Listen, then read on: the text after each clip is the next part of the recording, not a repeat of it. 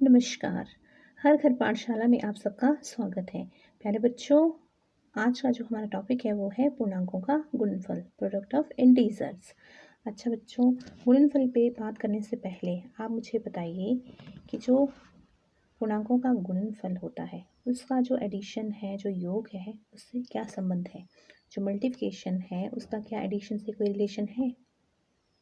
अब आप सामने देखिए, एक संख्या रेखा है। संख्या रेखा पे क्या नज़र आ रहा है। ये जो संख्या रेखा है इसमें क्या है, 2 + 2 + 2 इस तरह से हमें ये संख्या रेखा रिप्रेजेंट कर रही है।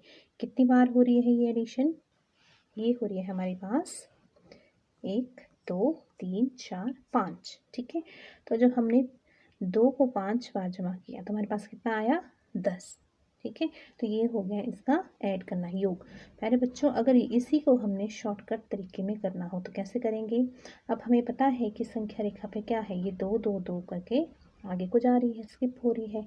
कितने बार ये हो रहा है, ठीक है, ये जो स्टेप है ये कितनी बार रिपीट हो रहा है, ये रिपीट हो रहा है 5 बार। ठीक है, 5 टाइम्स। तो इसको हम शॉर्टकट में कैसे लिख सकते हैं, 5 × 2। तो ये हमारे पास आ गया 10। तो हम कह सकते हैं जो मल्टीप्लिकेशन होती है वो क्या होती है, रिपीटेड एडिशन, यानी बार बार योग करना। अब जो पूर्णांकों का गुणनफल है, जो हम एक्सरसाइज सॉल्व करेंगे 1.3, उससे पहले प्यारे बच्चों हमें इन कुछ ये गुण हैं, कुछ ये महत्वपूर्ण बातें हैं, इनका हमें ध्यान रखना है। तो पहले एग्जाम्पल पे चलते हैं। हमारे सामने जो ए पार्ट है, देखिए यहाँ पे क्या है, -1 हमने लिया हुआ है। अब आप देखिए यहाँ पे कितनी बार गुणा हम कर रहे हैं, यहाँ पे 2 बार, यहाँ पे 3 बार, यहाँ पे 4 बार और यहाँ पे 5 बार। ठीक है, अब ये जो गुणा करके हम तो जानते हैं कि एक को एक से गुणा करते हैं तो वही संख्या आएगी, एक ही आएगा। लेकिन चिन्ह जो है वो बदल रहे हैं। चिन्ह किस तरह से बदल रहे हैं, अब आप मुझे बताइए कि पॉजिटिव कब आ रहा है और नेगेटिव कब आ रहा है।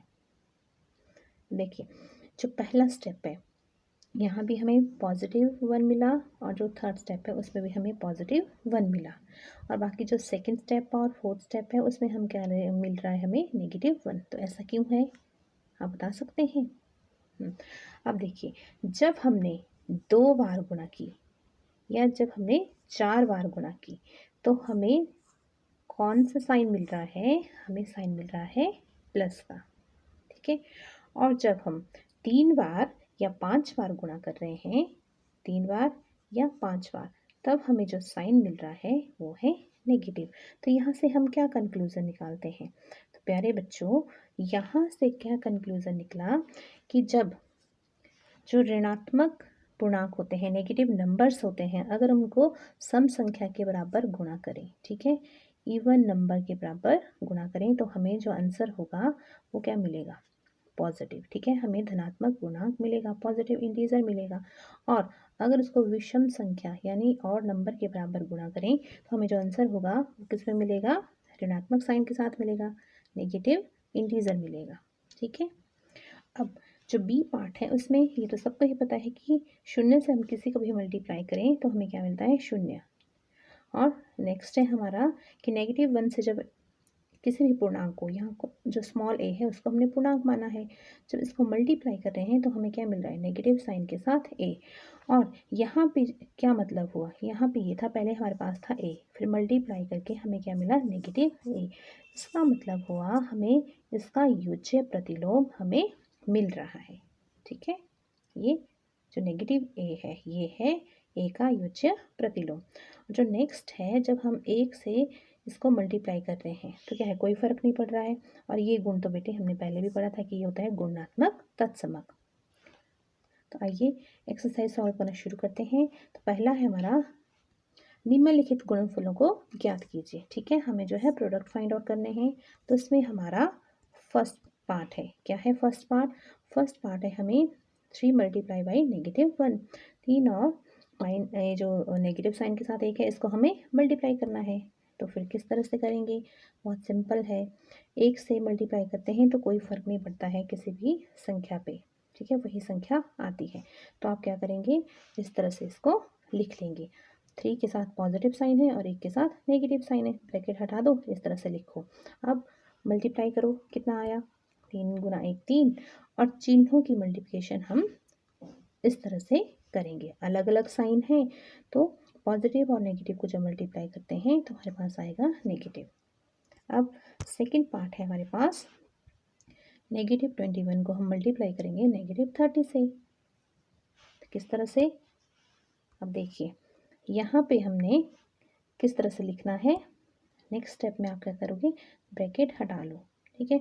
अब क्या है, दोनों के साथ क्या है, एक जैसे चिन्ह है, यहाँ नेगेटिव है, दूसरे के साथ भी क्या है, नेगेटिव है। तो हम जानते हैं कि जब एक जैसे चिन्हों की गुणा करते हैं तो हमें क्या मिलता है, पॉजिटिव। तो यहाँ पे साइन तो आ जाएगा हमारा पॉजिटिव। और फिर 21 और 30 को आप मल्टीप्लाई कर लेंगे। तो मल्टीप्लाई कैसे करते हैं ये तो आपको पता है, आपने क्या करना है, 3 से मल्टीप्लाई करना है, ठीक है। 30 से नहीं करना है, 3 से करना है। फिर हमारे पास आ जाएगा 63 और 0 बाद में आपने लगा लेनी है। अब थर्ड पार्ट है हमारे पास, ये आपके सामने है। और यहाँ से तो प्यारे बच्चों क्लियर है, जहाँ भी शून्य आ गए, हमें पता है कि शून्य किसी को भी मल्टीप्लाई करेगी तो वो उनको क्या बना देती है, शून्य। तो आपने इस तरह से लिख लेना है और हमें क्या मिल जाएगा, आंसर शून्य। अब जो नेक्स्ट पार्ट है हमारे पास, डी पार्ट। अब देखिए इसमें क्या है, हमारे पास दिया है -1 -2 -3 और 4, ठीक है, +4। इनको हम मल्टीप्लाई कर रहे हैं। अब आप मुझे बताइए यहाँ पे नेगेटिव साइन कितनी बार है, यहाँ पे नेगेटिव साइन है 3 बार। तो 3 बार इसको गुना हो रही है, मतलब विषम संख्या के बराबर गुना हो रही है। तो हमने पहले ही ये प्रॉपर्टी पढ़ ली है कि अगर विषम संख्या के बार के समान इसको गुना हो, उतनी विषम संख्या के बराबर इसको गुणा करें तो ये चिन्ह खत्म नहीं होता है, ये आंसर में हमें मिलता है। तो देखते हैं क्या होता है। अब देखिए हमने इनको इस तरह से लिख लिया और अब इसको अलग अलग से भी हम इस तरह से कर सकते हैं। पहले क्या करेंगे, मान लीजिए आपने इन दो को गुणा कर ली और इस दो को गुणा कर ली, फिर यहाँ पे क्या आ गया, पॉजिटिव साइन, और नेक्स्ट में क्या आ गया, नेगेटिव साइन। अब जो हमारे पास 2 और जो 12 बच्चे, एक पॉजिटिव साइन का है, एक नेगेटिव साइन का है, मतलब 2 अलग अलग साइन है। और फिर जब इनको गुणा करेंगे तो हमारे पास इस तरह से आंसर आ जाएगा, ठीक है। यहाँ पे 2 बार चिन्हों की गुणा हुई। अब नेक्स्ट क्वेश्चन है हमारे पास प्यारे बच्चों, वेरीफाई द फॉलोइंग, निम्नलिखित को सत्यापित कीजिए। अब हमें क्वेश्चन जो है वो सामने दिया हुआ है।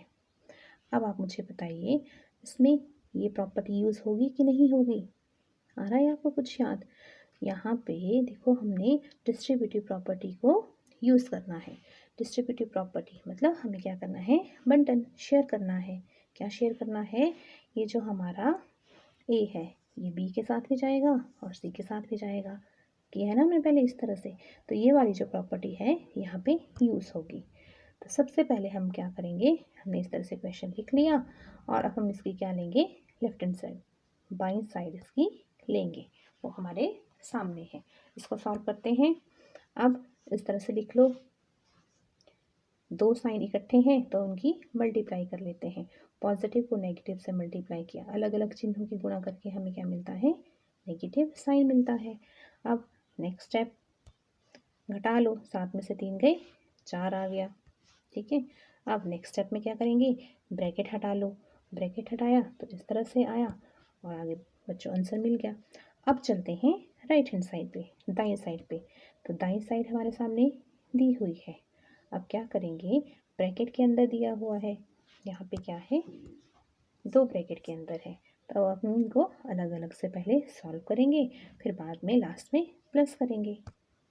तो यहाँ पे देखो इसको हमने गुणा कर ली, हमारे पास आ गया 126। और यहाँ पे जो प्यारे बच्चों ये है दूसरा ब्रैकेट, उसको भी गुणा करेंगे। तो गुणा करके हमें क्या मिलता है, जब हमने इसको मल्टीप्लाई किया तो हमें इस तरह से क्या प्राप्त हुआ, हमें प्राप्त हुआ, यहाँ हमने क्या किया, 18 को -3 से गुणा की तो हमें पता है 54 होता है। 18 के साथ प्लस का साइन था और 3 के साथ माइनस का साइन था। जब अलग अलग चिन्हों को गुणा की तो हमें क्या मिला, नेगेटिव साइन, इस तरह से हुआ। अब अगले स्टेप में क्या कर देते हैं, ब्रैकेट हटा के इस तरह से लिख लेंगे। अब 126 के साथ पॉजिटिव साइन है और दूसरे के साथ नेगेटिव। तो इस तरह से हमारे पास आ गया 72। क्या दोनों साइड बराबर आई? दोनों साइड्स बराबर आई तो इस तरह से हमारे पास ये क्या हुआ, वेरीफाई हुआ, सत्यापित हुआ। ठीक है, जो सेकंड पार्ट है बच्चों आप खुद सॉल्व करेंगे।